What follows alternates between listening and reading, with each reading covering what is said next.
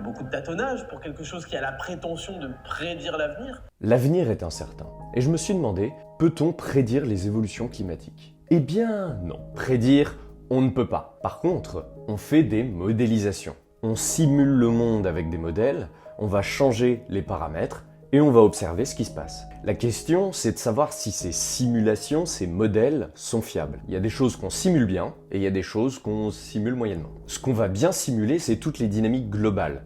Et ça inclut la température. Tout ce qui concerne des gros événements, des grosses masses de CO2 dans l'atmosphère. En revanche, on va avoir plus de mal à simuler de petits événements locaux. Par exemple, l'impact des nuages de type cirrus. C'est entre autres les petites traînées derrière l'avion qui feraient que l'aviation serait plus polluante qu'on le pensait à la base. Pour te donner une analogie, ça va être plus facile de modéliser le PIB de la France dans un an que l'état de ton compte en banque. Ah si, très facile à modéliser, hein, un zéro, mais constant. Maintenant, la question qu'on se pose, c'est de savoir si ces petits événements qu'on a du mal à modéliser vont avoir un impact au global qui vont complètement changer la donne. Eh bien, non. Malgré les incertitudes locales, ce qu'on simule bien au global est fiable. Alors comment sait-on si ces petits événements locaux qu'on a du mal à simuler vont avoir un impact sur le global qu'on ne peut pas prédire? Eh bien, maintenant qu'on a un petit peu de recul, ça fait 50 ans qu'on modélise, on a pu comparer les simulations, et donc les modèles qu'on a fait dans le passé,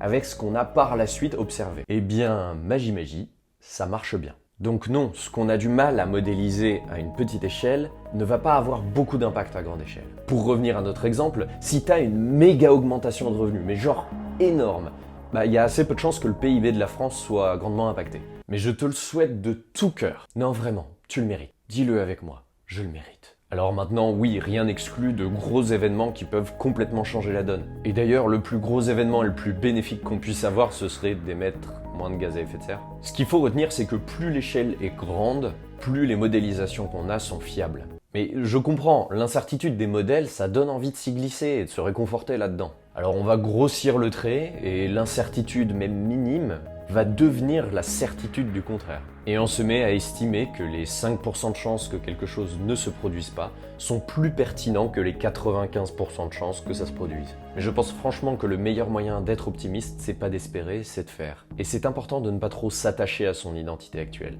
Je ne vais pas vous apprendre que le monde change, mais si lui change, il y a de bonnes chances que vous deviez changer aussi.